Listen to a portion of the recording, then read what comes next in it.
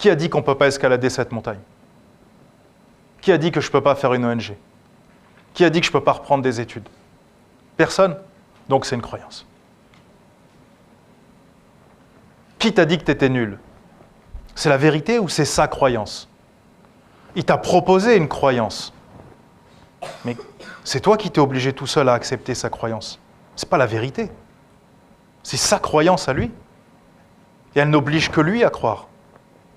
C'est toi qui as décidé de croire en ce que lui y croit. C'est un choix. Et donc on a les croyances limitantes et les croyances aidantes. Et évidemment, celles que je préfère, moi, c'est les croyances limitantes, bien sûr. Celles-là qui sont magnifiques à observer chez l'être humain. Et donc il y a une histoire qui est incroyable, c'est l'histoire de la corde invisible. On a un monsieur qui amène de la nourriture au marché sur ses 2 ânes. Et puis, comme la nuit tombe, il arrive dans un petit village et il faut qu'il attache ses 2 ânes la nuit pour pas qu'ils s'échappent. Mais il n'a qu'une corde. Donc il attache le premier âne. Et puis il cherche sa corde, comme ça il l'a pas, et puis il reste à côté et il dit « Ah, comment je vais faire, etc. » Et puis il y a un espèce de vieux sage qui est assis là dans un coin. Il lui dit « Viens voir, viens voir. » Il dit « Ce que tu vas faire, tu vas faire semblant que tu accroches ton âne. Et comme il est habitué à être accroché tous les jours, il va croire qu'il y a une vraie corde. Ah, il dit « Bon, on va essayer. » Et donc il va, il s'approche, il accroche, il fait semblant qu'il accroche l'âne. Et l'âne, c'est vrai, a l'air de rester à sa place. Il s'endort la nuit, il se réveille le matin, l'âne est toujours là. Donc il détache le premier âne, il dit « Je vais aller au village vendre mes marchandises. » Il accroche les 2 ânes ensemble, et puis il tire comme ça, et les ânes sont bloqués. Et il dit « Je ne comprends pas pourquoi, il n'y a plus de corde, il n'y a plus rien. » Et le vieux sage qui est là lui dit « Viens voir. » Il lui dit « Est-ce que tu as enlevé la corde imaginaire au 2e âne ?» Il dit « Non, il n'y a pas de corde. » Il dit « Oui, mais lui, il croit toujours qu'il y a une corde. » Donc il fait semblant qu'il enlève la corde à l'âne, il tire, et la l'âne s'en va. Et vous allez vous dire, c'est complètement stupide comme histoire. Et c'est là que c'est le meilleur. Bien sûr que c'est stupide. Et c'est tellement stupide qu'il y a des êtres humains qui font la même chose. C'est ça qui est extraordinaire, je vous dis. Les croyances limitantes. Un jour, on t'a mis une croyance limitante dans la tête, et tu l'as gardée. Et si ça se trouve, la personne qui te l'a mis dans la tête a changé d'avis entre-temps. Si tu lui dis « Ouais, moi, je fais plus ça maintenant. » Il dit « Non, mais j'ai changé d'avis, c'était n'importe quoi. » Vous voyez, quand on était petits, on avait tous des cagoules. Vous vous rappelez des cagoules moches, bleu marine, là, qui nous serraient la tête, les joues sortaient. Imagine, tu vas à l'école, tu arrives, et tu as un mec dans ta classe, il a sorti sa cagoule en hiver, c'est l'hiver qui commence, il a sorti sa cagoule de quand il était petit. Donc il a une super doudoune swag, une paire de Jordan, pantalon, etc. Et il a une vieille cagoule comme ça, de tout petit, toute serrée, ça va nous serrer le cou comme ça. Et il vient tous les jours comme ça. Et il reste dans la classe avec. Tu lui dis quoi? Tu lui dis, mais arrête, t'as pété un plomb, tu vois, c'est quand on était petit, ça. On était obligé de porter ça quand on était petit, tu vois. Et il dit, non, non, non, moi, on m'a obligé de porter quand j'étais petit, on m'a pas dit de l'enlever, donc maintenant, je la garde tout le temps, toute ma vie. Tu dis, non, il est allumé, le gars. Il dérape, il n'est pas sérieux, tu vois. Mais il y a des gens, c'est la même chose. On leur a mis une croyance dans la tête quand ils étaient petits ou à un moment de leur vie, et eux, ils ont cru qu'il fallait la garder tout le temps. Quand j'étais formateur, on m'a dit, attention, il faut se présenter, pas de basket, pas de papier, etc. D'accord, mais quand je sors du cours de cette personne, c'est son cours, il a la croyance qu'il veut, je ne suis pas obligé d'adopter sa croyance quand je sors du cours. C'est mon espace, j'en fais ce que j'en veux. Et c'est la même chose dans vos vies. Ce n'est pas parce que quelqu'un vous dit que c'est la vérité ou que tu dois le faire. C'est sa croyance. Et si elle est limitante, surtout prends-la. Prends-en le plus de croyances limitantes. Et quand tu seras vraiment désespéré, que tu en auras vraiment marre, peut-être essaye autre chose.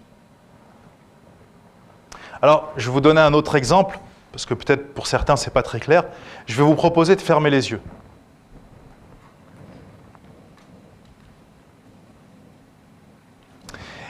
Et vous allez imaginer devant votre visage un citron qui tourne sur lui-même. Et puis, il y a un couteau qui va venir couper ce citron en deux. Et là, vous voyez les deux faces à l'intérieur du citron qui coulent et vous sentez l'odeur. Ce citron est extrêmement acide. Et puis, il y a deux mains qui viennent, qui prennent les citrons et qui pressent tout le jus du citron dans votre bouche. Le jus du citron coule dans votre bouche, il est extrêmement acide. Il est tellement acide que vous commencez à fabriquer énormément de salive. Et à cause de l'acidité du jus de citron qui vous pique la bouche, vous avez énormément de salive et de jus dans la bouche comme ça. Vous pourrez rouvrir les yeux. Pourquoi vous fabriquez de la salive? Et vous êtes à Laval, il n'y a pas de citron.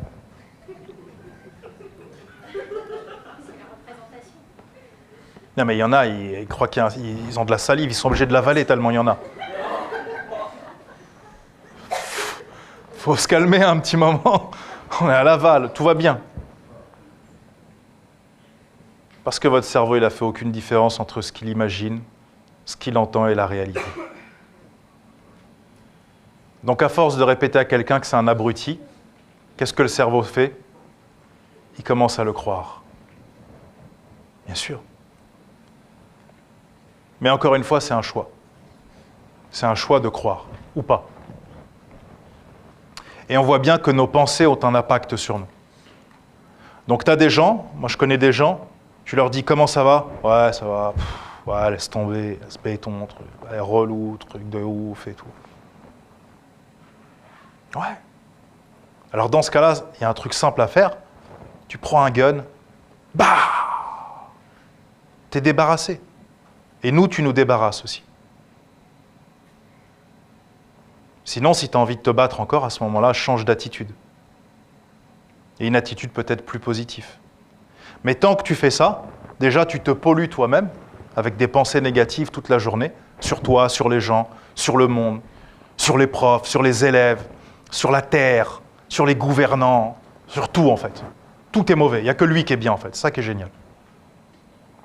Ou alors t'arrêtes, et comme tu sais que tes pensées ont un impact, tu commences à avoir des pensées qui sont un peu plus positives. Et tout ce qui est négatif, tu dis, non, pas pour moi ça. Je suis en train de fabriquer du savon, du savon, du citron, du poison, tout ce que tu as envie dans ta tête. Alors surtout, ne faites pas ce que je dis si vous avez décidé de vous empoisonner. Là, par contre, faites-le le plus possible. Et ayez le plus de pensées négatives possible, bien sûr, pour vous tuer à petit feu, bien sûr. C'est un choix qu'on respecte. Et puis, comme je vous ai dit, quel est ton downwall? La question aussi qui pourrait être intéressante, c'est quelles sont tes cordes invisibles? Qu'est-ce qui fait que tu dis « Ouais, mais moi c'est mort, je peux pas, je suis trop vieux, ou je suis trop comme ça, ou je suis trop comme ci, ou je suis noir, je suis arabe, je suis jeune, je suis à Laval, c'est mort Laval, c'est dead, c'est mort. » Non, je l'ai entendu, c'est pour ça que je... Ah, mais je suis pas à Paname, moi. Je suis pas un gars de Paname, mon gars, c'est pas pareil, tu vois. Ouais, bien sûr, bien sûr, bien sûr. Il y avait un coureur qui s'appelait Gabriel Sélassié. Ouais. Il arrivait au championnat du monde, il courait pieds nus, le gars. Ça le fatiguait de courir avec des chaussures. On lui disait, mais comment vous faites pour gagner? Ah, il dit, j'essaye même pas de gagner. Moi, quand j'étais petit, je devais courir des kilomètres le matin pour aller à l'école et des kilomètres pour rentrer. Ah, et j'avais jamais eu de chaussures, j'avais pas d'argent. Ah oui, puis chez nous, j'ai oublié de vous dire, il y a la saison des pluies pendant 3 mois, il pleut à torrent. Ah, et je courais sous la pluie, donc, bien sûr. Ah, d'accord. Ah oui, j'ai oublié de vous dire, le matin, il fallait que j'aille chercher de l'eau. Il fallait que je fasse le ménage, il fallait que je fasse à manger. Ok. Et après, t'allais à l'école, ouais. Donc, il dit, moi, les championnats du monde, c'est juste, ça dure 5 minutes. Ça m'amuse, je m'éclate, en fait. Après, je vais au resto avec mes potes. Tu peux décider que ton environnement, c'est un problème pour toi. C'est vrai que Mike Tyson, il a eu une enfance très heureuse. Il a été pourri gâté par ses enfants, qui étaient des parents très riches, comme on le sait tous, bien sûr. Il n'a pas du tout été battu, mis dans des maisons de redressement. Ou peut-être que si. Et peut-être qu'il a transformé tout ça pour devenir Mike Tyson. Ouais. C'est un choix dans ta tête. Que tes épreuves et tout ce qui t'arrive, ce soit un tremplin, ou alors ça soit un fossé. Tout ça, c'est des croyances. Toi qui m'écoutes, attention. Surtout, ne passe pas à l'action après cette vidéo. Non, surtout reste dans l'ombre et continue de priver le monde de ta lumière.